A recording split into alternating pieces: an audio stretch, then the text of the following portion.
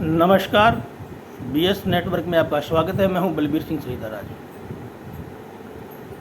देश के अंदर जितनी भी जातिवाद, जाति के नाम से, धर्म के नाम से ये जो पारिवारिक जो पार्टियां बनी हुई हैं, इन्होंने देश को बहुत लूटा है। इन लोगों का काम है जाति धर्म के नाम पे लड़वाना, अगड़ा बनाम पिछड़े के नाम पे लड़वाना, स्वर्ण बनाम दलित के नाम से लड़वाना और कैसे भी करके जीत करके सत्ता में आ जाना और सत्ता में आके सरकारी खजाने के लूट करके अपने बैंक अकाउंटों को फुल कर लेना। ये जितनी भी राजनीतिक पार्टियां हैं, इन सब के एक एक परिवार के एक व्यक्ति के 8-10 अकाउंट हैं और सभी के अकाउंटों में करोड़ों रुपए जमा हैं। क्यों नहीं सरकार एक नेशन एक बैंक अकाउंट का कानून लागू करती है ताकि लोगों को पकड़ने में आसानी हो जाए? क्यों नहीं सरकार पूरी संपत्ति को आधार से लिंक करने का कानून बनाती है ताकि जितनी भी संपत्ति इन्होंने बेनामी बना रखी है वो सब आधार से लिंक हो जाएगी और अपने आप पकड़े जाएंगे? आज नेता क्या करते हैं? लूटते हैं और उसके बाद में झूठ बोलते हैं, क्योंकि हिंदुस्तान के अंदर झूठ बोलना पाप तो है, मगर अपराध नहीं है।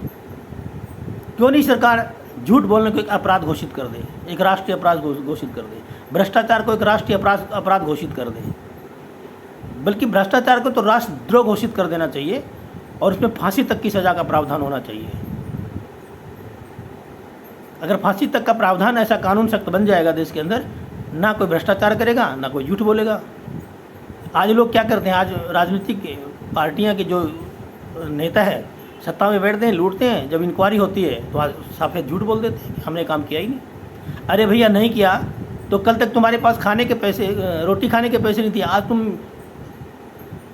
100-200 करोड़ रुपए के बंगले, फार्म हाउस, विदेशों में बंगले, मकान, अमेरिका, जापान, ऑस्ट्रेलिया में कहाँ से खरीद लेते हो? कहाँ से आया वो पैसा?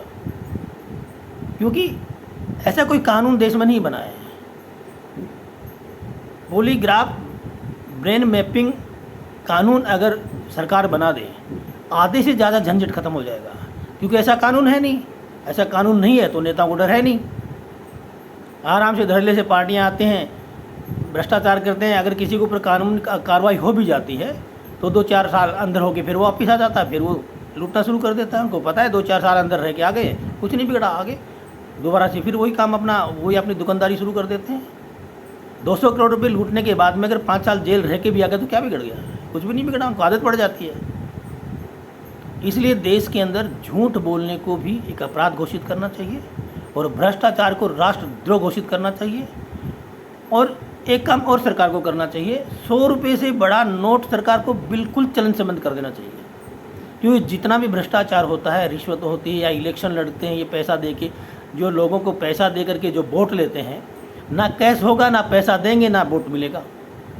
वोट उसी पार्टी को मिलेगा जो देश के लिए और देश हित में काम करेगी, जो समाज और समाज हित में काम करेगी, जो ईमानदारी और वफादारी से काम करेगी, जो राष्ट्र के लिए काम करेगी, जो राष्ट्रवादी पार्टी होगी, वही पार्टी को वोट मिलेगा और वही पार्टी सत्ता में आएगी, ताकि देश का विकास होगा, जनता का विकास होगा, समाज का विकास होगा।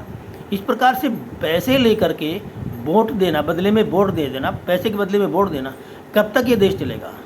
कब तक वो पैसा लेकर आप वोट देते रहेंगे और कब तक इस देश को आप चलाएंगे ऐसे? एक दिन ये देश खोखला हो जाएगा, क्योंकि सारे नेता, ये राजनीतिक, ये जो पारिवारिक जो दल बने हुए हैं, परिवारवादी जो पार्टियां हैं, ये पूरे देश के कुछ गिने चुने लोग हैं। ये गिनी चुनी कुछ पार्टियां हैं जो पूरे देश के खजाने को लूट कर इन्होंने इकट्ठा अपने घर में कर रखा है। आज क्या है? आज गरीब होता जा रहा है, अमीर होता जा रहा है, क्योंकि गरीब को ऊपर उठने का मौका ही नहीं मिल रहा। गरीब को 500 रुपया इलेक्शन में दिया और वोट ले लिया, वो 500 रुपये के लालच में वोट दे देता है।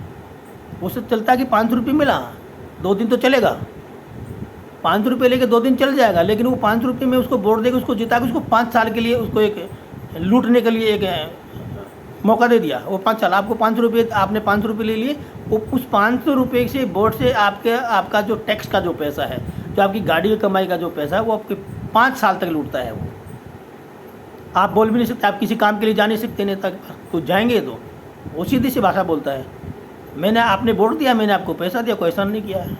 आप कुछ कर ही नहीं सकते। तो इस प्रकार से एक सख्त कानून बनाना चाहिए।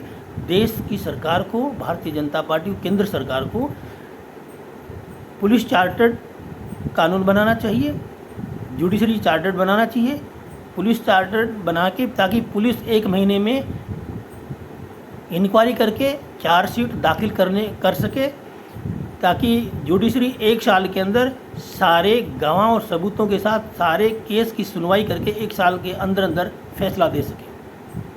इस प्रकार के जब तक कानून नहीं बनेंगे तब तक देश नहीं चलेगा। अगर मैं सच कह रहा हूँ, जिस दिन ये चीज़ हो गई तो ये जितनी तमाम पार्टियाँ हैं, जितनी ये पारिवारिक की लुटेरी जो पार्टियाँ हैं, सारी की सारी पार्टियाँ खत्म, बंद हो जाएंगी, सारी दुकानें बंद हो जाएंगी। सिर्फ वही एक पार्टी बचेगी जो देश के लिए ईमानदारी, वफादारी और राष्ट्र, सिर्फ उनके लिए राष्ट्र सर्वोपरि होगा, वही पार्टी देश के अंदर काम करेगी। लूटने वाली कोई भी पार्टी सत्ता में कभी ज़िंदगी में इस देश में आएगी नहीं, मैं इस दावे के साथ कहता हूँ। मगर जनता को भी आदत पड़ी हुई है 500 रुपये लेकर के वोट देने की। जनता को भी समझना चाहिए, उनको समझना पड़ेगा। जब तक आप 500 रुपये के लालच में वोट देते रहेंगे, आपको ये ऐसे ही लूटते रहेंगे। कड़वा है मगर सत्य है। कोई भी पार्टी किसी भी जाति के लिए, चाहे मैं अपनी जाति के नाम पे पार्टी बनाऊं, चाहे मैं अपने धर्म के नाम के लिए पार्टी बनाऊं, जनता धर्म और जाति के नाम पर वोट डाल देती है। मगर वो पार्टी का जो बनाने वाले हैं, जो पार्टी का जो हेड है, वो आपके लिए काम नहीं कर रहा है। पार्टी का मुखिया आपके लिए काम नहीं कर रहा है। आपको अमीर नहीं बनाना है, वो पार्टी बना करके आपको 500 रुपये दे के बदले में वोट ले रहा है, और आपने परिवार को मजबूत कर रहा है अपने लोगों को मजबूत कर रहा है, अपने रिश्तेदारों को मजबूत कर रहा है। विदेशों में अपने बंगले खरीद रहा है, विदेशों में फार्म हाउस खरीद रहा है, हेलीकॉप्टर खरीद रहा है, हवाई जहाज़ खरीद रहा है, बड़े बड़े स्कूल कॉलेज बना रहा है, बड़ी बड़ी मेडिकल कॉलेज ये बना रहा है। आपके लिए नहीं कर रहा वो। अगर उसने आपको 500 रुपये दिए हैं और आपने वोट लिया, तो अपने कमाने के लिए काम कर रहा है वो। और जनता इस बात को पता नहीं कब समझेगी। जितना जल्दी समझ ले उतना जल्दी अच्छा है। अगर भ्रष्टाचार खत्म हो जाए, दिल्ली के अंदर केजरीवाल खत्म हो जाएगा, केजरीवाल खत्म हो जाएगा तो आम आदमी पार्टी खत्म हो जाएगी। भ्रष्टाचार खत्म हो जाएगा तो राहुल परिवार खत्म हो जाएगा, राहुल परिवार खत्म हो गया तो कांग्रेस खत्म हो जाएगी। भ्रष्टाचार खत्म हो जाएगा तो ममता बनर्जी बंगाल में खत्म हो जाएगी, ममता बनर्जी खत्म हो जाएगी तो टीएमसी खत्म हो जाएगी। भ्रष्टाचार खत्म हो जाएगा तो लालू परिवार खत्म हो जाएगा, लालू परिवार खत्म हो जाएगा तो आरएलडी खत्म हो जाएगी। भ्रष्टाचार खत्म हो जाएगा तो मुलायम परिवार खत्म हो जाएगा, मुलायम परिवार खत्म हो जाएगा तो समाजवादी पार्टी खत्म हो जाएगी। भ्रष्टाचार खत्म हो जाएगा तो मायावती खत्म हो जाएगी, मायावती खत्म हो जाएगी तो बहुजन समाज पार्टी खत्म हो जाएगी। भ्रष्टाचार खत्म हो जाएगा तो शिबू सोरेन खत्म हो जाएगा, शिबू सोरेन खत्म हो जाएगा तो झारखंड मुक्ति मोर्चा खत्म। इस प्रकार तमाम सारी जितनी पार्टियां देश के अंदर जो जाति के नाम से, धर्म के नाम से जो परिवारवादी जो पार्टियां बनी हुई, परिवार का ही मुखिया होगा, परिवार का ही राष्ट्रीय अध्यक्ष होगा, परिवार का ही नेता होगा, परिवार का ही एमपी होगा, परिवार का ही एमएलए होगा, ये जो घर की जो सरकार जो इन्होंने बना रखी है, इस सरकार का ये जो नेटवर्क जो बना हुआ इन लोग परिवारवादी पार्टियों का, इस नेटवर्क का तोड़ने का एक ही तरीका है, इस सरकार को वन नेशन वन बैंक खाता बनाना का कानून बनाना चाहिए। One nation one citizenship act लागू करना चाहिए। यूनिफॉर्म सिटीजनशिप कोड बनाना चाहिए सरकार को। वन नेशन वन इलेक्शन करना चाहिए सरकार को। पुलिस चार्टर तैयार का कानून बनाना चाहिए सरकार को।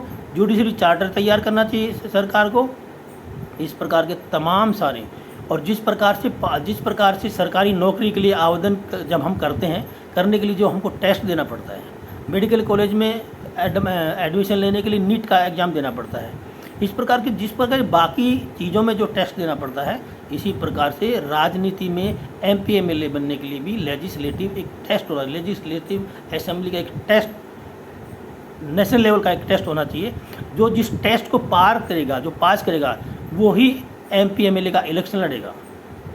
मैं गारंटी के साथ कहता हूँ, अगर ये नेशनल लेवल का अगर टेस्ट रख दिया जाए, एक शर्त रख दी जाए, तो ना तो कश्मीर के अंदर महबूबा मुफ्ती का परिवार उस टेस्ट को पार कर पाएगा, ना फारूक अब्दुल्ला का कर पाएगा, ना लालू का, ना मुलायम का, ना ममता बनर्जी का, ना शिबू सोरेन का, जितनी भी तमाम सारी जो है ना कांग्रेस पार्टी के कोई परिवार उस टेस्ट को पार कर पाएगा, ना केजरीवाल का कोई परिवार का बंदा उसको टेस्ट को कर पाएगा। तमाम सारे जितने भी हैं, ये ना टेस्ट पास कर पाएंगे, ना ये MP बनेंगे, ना MLA बनेंगे, ना ये नेता बनेंगे, ना ये अभिनेता बनेंगे। ये अपने औकात में वहीं रह जाएंगे और ये सारी तमाम पार्टियाँ खत्म हो जाएंगी। सिर्फ वही पार्टी बचेगी जो राष्ट्र हित के लिए काम करेगी, जो राष्ट्र के विकास के लिए काम करेगी, जो ईमानदारी और वफादारी से सिर्फ राष्ट्र के लिए खड़ी होगी, राष्ट्र के लिए लड़ने का काम करेगी, न कि अपना घर बनाने के लिए, न कि अपना बैंक बैलेंस बनाने के लिए ये काम सरकार बनाई जाएगी। तो जितना जल्दी हो सके इन सब कानूनों की जनता को, और खाली जनता के करने से नहीं होगा, सरकार को भी कदम उठाना पड़ेगा। सरकार को भी सख्त कानून लागू करने होंगे ताकि इस देश को लूट से बचाया जा सके इन लुटेरे पार्टियों से, जो परिवारवादी जो पार्टियां हैं, जो देश को लूटने का, जो सदियों से लूटने का काम कर रही हैं। इन तमाम लोगों के बैंक अकाउंटों की इंक्वायरी होनी चाहिए, तमाम की ऊपर रेड पड़नी चाहिए, जितने भी तमाम जिनके 8-8, 10-10 अकाउंट हैं, उन सब की इंक्वायरी होनी चाहिए। और पूरी संपत्ति को आधार से लिंक करना चाहिए ताकि उनको पता चले कि कितनी संपत्ति, बेनामी संपत्ति किसके नाम है और किसके नाम की इन्होंने खरीद रखी है। और एक काम और करना सरकार को, एक 100 रुपये से बड़ा नोट चलन से बंद कर देना चाहिए, क्योंकि 100 रुपये से बड़े नोट की ज़रूरत नहीं है देश को। 80% लोगों को सरकार मुफ्त में राशन देती है, सरकार खुद बोलती है, ये सरकार के अपने आंकड़े हैं। जब 80% लोगों को सरकार मुफ्त में राशन देती है, वो गरीबी रेखा में है, वो गरीब कहलाते हैं, सरकार की नज़र में गरीब हैं वो। 20% लोग जो बचे हैं अमीर, वो भी 5,000 से ऊपर का सामान नहीं खरीदते होंगे, और वो खरीदते भी हैं तो उसके ऊपर उनके ATM पेटीएम सब कुछ उनके पास में। और जो गरीब आदमी वो 100 रुपये पर डे के हिसाब से खरीदेगा, तो 100 रुपये से बड़े नोट की ज़रूरत नहीं है। 100 रुपये से बड़ा नोट नहीं होगा, ना तो राजनीति के अंदर पैसा दे करके वोट डालने का काम करेंगे, ना घूस ले सकेगा कोई, ना कोई घूस दे सकेगा, ना बॉर्डर एंट्री कर सके, ना कोई घुसपैठ कर सकेगा, ना कोई धर्मांतरण करवा सकेगा। ये तमाम सारे जितने भी हैं, ये सब काले धन से, ये कैश लेन देन से होता है। जब तक ये 100 रुपये से बड़ा नोट बंद नहीं होगा, जब तक ये भ्रष्टाचार रुकने वाला नहीं है। चाइना जैसे देशों के अंदर भ्रष्टाचार राष्ट्रद्रोह है, एक गंभीर अपराध है, और उनको फांसी की सज़ा होती है। वहाँ पे सिंगापुर में फांसी की सज़ा होती है भ्रष्टाचार करने वाले को, चाइना में भ्रष्टाचार करने वालों को फांसी की सज़ा होती है। तो भारत में क्यों नहीं हो सकती है? तो इसलिए नहीं हो सकती कि भारत के अंदर जितनी भी राजनीतिक पार्टी है, सबका एक ही मकसद होता है, कैसे भी करके सत्ता में आ जाए और सत्ता में कुर्सी पर बैठ के उसके बाद में सरकार की खजाने को लूटें, पर अय्याशियाँ करें, मौज मस्ती करें, बड़े बड़े बंगले बनाएं, बड़े बड़े जहाज़ खरीदें, विदेशों में फार्म हाउस बनाएं। यही सब ही पार्टियों का एक मकसद होता है। लेकिन ये तो जितनी भी मैंने बातें बताई हैं, अगर ये इन पर अमल सरकार कर ले, आज की जो सरकार है वो बहुत सही सरकार है, जो केंद्र में बैठी सरकार है वो बहुत सही दिशा में काम कर रही है, और सही दिशा में काम कर रही है इसलिए उसके खिलाफ बात करते हैं सब पार्टियाँ, क्योंकि जो आदमी अच्छा काम करेगा उसके खिलाफ मत करेगा, उसको कोई अच्छा नहीं बताएगा। इसलिए भारतीय जनता पार्टी की और केंद्र सरकार की जितनी भी तमाम विपक्षी पार्टियाँ हैं, तमाम कुछ न कुछ आरोप प्रत्यारोप लगाने में लगी रहती हैं। वो अपने गिरेबान में झाँक कर नहीं देखती हैं, वो उसके गिरेबान में झाँक के देख रही जो देश के लिए अच्छा काम कर रहा है, जो देश की इज्जत के लिए काम कर रहा है, जो विदेशों में देश की प्रशंसा करवा रहा है, उसके खिलाफ काम करते हैं, उसके खिलाफ आवाज़ उठाते हैं, उनके खिलाफ बगावत करते हैं, उसके खिलाफ नारे लगाते हैं।